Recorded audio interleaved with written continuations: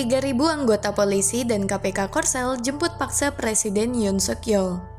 KPK Korea Selatan dan 3.000 petugas polisi serta kantor investigasi korupsi untuk pejabat tinggi tiba jemput paksa Presiden Yoon Suk Yeol yang telah dimakzulkan. Berdasarkan laporan Yonhap News, penyidik dari Badan Pengawas Korupsi Korea Selatan pada Jumat tanggal 3 Januari 2025 pagi melakukan penangkapan terhadap Presiden Yoon Suk Yeol. Mereka tiba dengan 5 kendaraan dari kompleks pemerintahan Gwancheon menuju kediaman Presiden Yoon di Hanamdong, Yongsan-gu, Seoul, tambah Yonhap.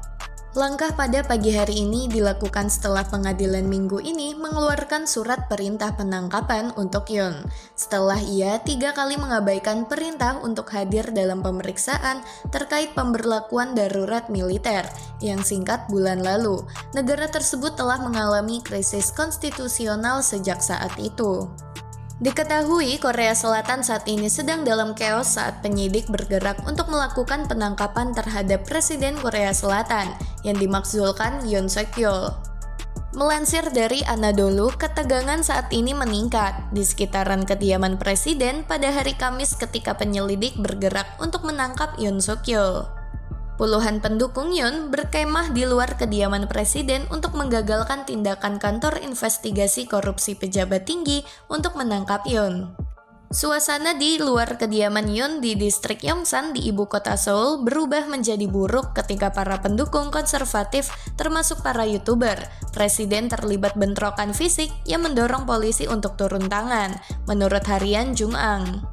Kelompok kedua yang dipimpin oleh kaum liberal mendesak penangkapan presiden setelah surat perintah dikeluarkan oleh Pengadilan Distrik Barat Seoul pada hari Selasa. Waran tersebut akan habis masa berlakunya pada hari Senin mendatang. Yoon didakwa mendalangi darurat militer yang berlangsung singkat pada 3 Desember, pemberontakan, pengkhianatan, serta menyalahgunakan kekuasaannya. Dia adalah presiden pertama yang menghadapi tuduhan pemberontakan, pengkhianatan, larangan bepergian, serta surat perintah penangkapan yang belum pernah terjadi sebelumnya. Kerusuhan di luar kediaman presiden dimulai setelah salah satu pendukung Yoon melintasi barisan polisi, tambah laporan itu. Meskipun penyelidik biasanya cepat menerapkan surat perintah penangkapan, CIO berhati-hati dalam kasus Yoon, yang pembantu utamanya, mantan Menteri Pertahanan Kim Yong-hyun, telah ditangkap selain beberapa komandan militer karena gagalnya darurat militer. Menurut Yonhap News yang berbasis di Seoul, badan anti korupsi tersebut kemungkinan akan melanjutkan surat perintah penahanan Yoon paling cepat pada hari Kamis.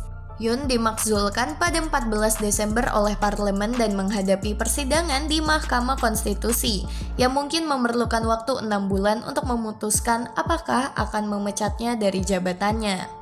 Strategi hati-hati yang dilakukan CIO diterapkan setelah Yoon mengabaikan 4 panggilan untuk menghadiri interogasi sementara petugas keamanannya menghalangi masuknya penyelidik ke kantornya. Namun, Kepala CIO Oh Dong-won telah memperingatkan keamanan presiden bahwa segala upaya untuk menghalangi penangkapan Yoon bisa berarti melalaikan tugas dan menghalangi tugas resmi. Dalam pidato bertulis kepada para pendukungnya pada Rabu malam, Yoon mengatakan dia akan berjuang sampai akhir untuk melindungi negara.